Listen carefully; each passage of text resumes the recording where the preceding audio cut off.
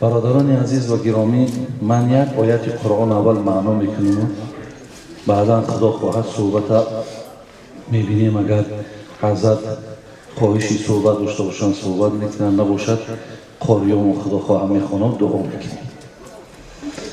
اعوذ بالله من الشیطان الرجیم، بسم الله الرحمن الرحیم. تلك الدار الآخرة نجعلها للذين لا يريدون علوا في الأرض ولا فسادا والعاقبة للمتقين. صدق الله العظیم. برادران عزیز، این آیتی که من خواندم از سوره مبارکه قصص، آیتی 84.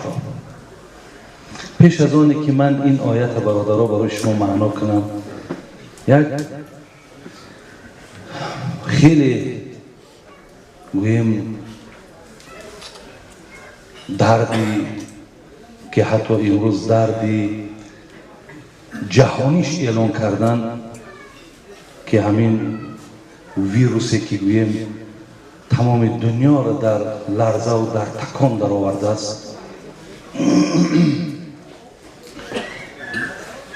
برای شما یک گوشزدی دارم که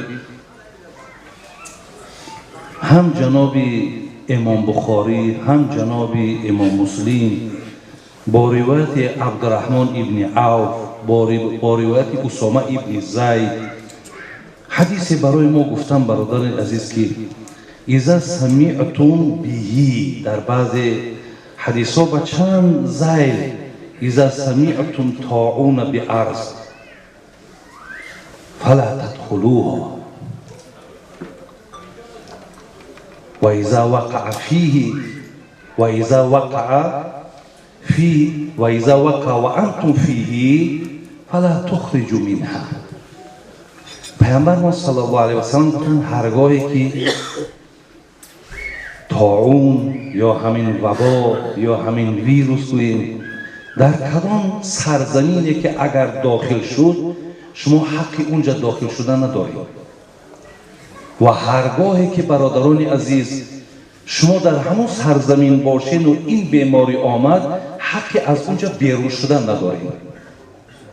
یعنی 15 عصر پیش سخنی پیامبر نازنین ما که کرانتین میگیم، همون زمان برادران عزیز ایره حضرت اعلان کرده بود و اصلا همین واقعه هم در زمانه خلافت حضرت عمر که در سرزمین شام سوریه امروزه که او وقت رهبر این مملکت گویم ابو عبیده ابن جراح بود، حضرت وقتی خواست وارد همون شهر شدند آگاهش کردند که همین بیماری در داخل همین سرزمین هست. حضرت داخل نشدند. گفتن حضرت ما را گفته بودند که در سرزمینی که این درد باشه شما داخل نشید. گفتن حضرت مثل همین روزا ساده های ما، من دیروز بعضی برنامه را تماشا کردم، وقتی که میگن برای همین ویروسی آمدگی خب چی ها باید کرد، میگه ای همه گپ همه گپ نصیب ده باشه میشه، نصیب ده نباشه نمیشه. برادران عزیز و گرامی، این گپ ها درست همه ای نزد الله هست، حقیقتا با مقدرات ما های در تقدیر ما هست، ولی این توکلی بی پایه و این توکلی ساده برادرای عزیز این گناه باید که ما را انتخاب نکنیم. حضرت عمر را بینید که وقتی چقدر برای او همون جام حرکت شد که داخل شد، حضرت داخل نشید. گفتن مقصد تو از تقدیر الهی میگریزی؟ گفت بله. افیر من قدر اله الی قدر الله، میگریزم از تقدیر خدا به سوی تقدیر خدا. همین گریختن مقصد از تقدیر خدا خالی نیست. زیلیهاست امروز برادران عزیز و گرامی این بعض گپ ها آمده است که با این مسلمان نمیگیره. این گپ ها همه برادرای عزیز یک گفتیستن که یک درد جهانی، یک دردی که الله مهربان از نزد خودش است، هیچ کاری به اراده خدا نمیشه. ولی این خیلی نسبت دادن که حاضر در سعودی هم مردم به همین بیمار مبتلا شدن. خب در همین اکثری دولت‌های در عراق هم مبتلا شدن، در بسیاری از دولت‌های اسلامی مردم مبتلای به همین بیماری شدند. زیر لحاظ برای ما مردم مسلمان برادران عزیز همین اشاره‌ای که پیامبر نازنین کرده است باید که ماها از این پیگیری کنیم. برای پیشگیریش هر چه لازمه کردن در کار، ولی اگر به شرطی که الله مهربان ارادش بر همین رفته باشد که ما مبتلای شویم، برای حرکتایی که کردیم ما ثواب میگیریم.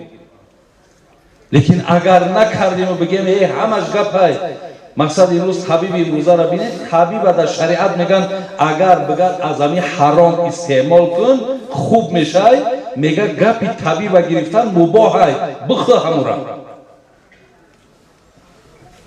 زیر لحاظ همین روز برای پیشگیری همین هر چیزی که هست برادرها شما بکنید. این خیلی ممکن نیست که من بگن همون جا اگر برای تو بیمار میشه اینا من میرم کو میبینیم چیزی که شود. این برادرای عزیز بسیار یک حرکت نادرست است، بسیار یک اعتقاد خطا است. شیخ سعدی را خدا رحمت کنه میگفت که ریسک اگر چی بیگمان برسد شرط عقل است جستن از درها، کس به اجل نخواهد مرد تو مرا بر دهان اژدها. ریسک بیگمان میرسد. الله خودش گفته است ان الله هو الرزاق ذو القوة المتین، من کفیل ریسک تانم. ولی ببین چی میگه فاذا قضیت الصلاة فانتشروا فی الارض وابتغوا من فضل الله. نماز ثبوت کردی پریشان شد در روی زمین، طلب ریسک حلال کن. نمیگه بعد نماز بشین حاضی مثال یک صدقه بار با پیش میاد، نمیگه کن حرکت کن، میگه مهنت کن تا که ریسک مثال به دست بیاد.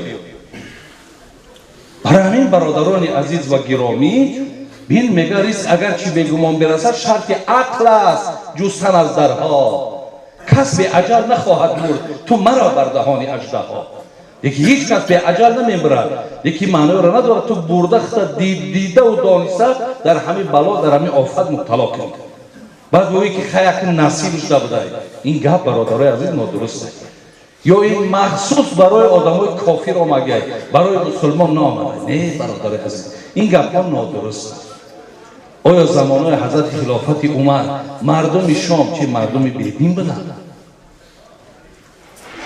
که مردم هر یک صحابه های از این بیماری گذشتن که حتی خانمای حضرت معاذ هم همونجا گذشتگی، خود ابو عبیده ابن جراح گذشتگی.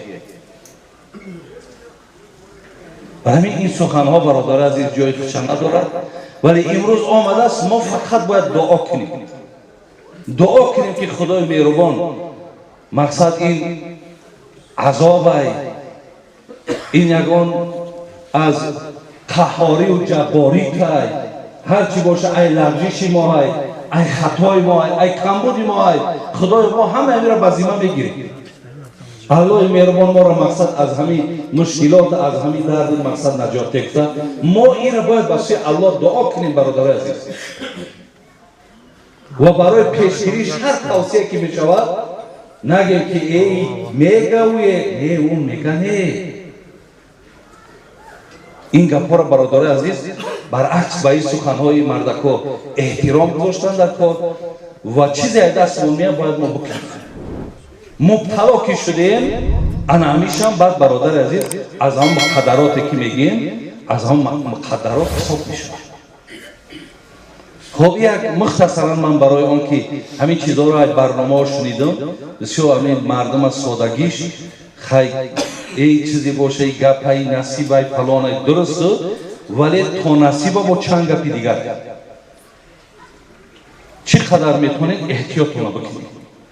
چیزی وابستگی داره شما انجام کنید برادر عزیز.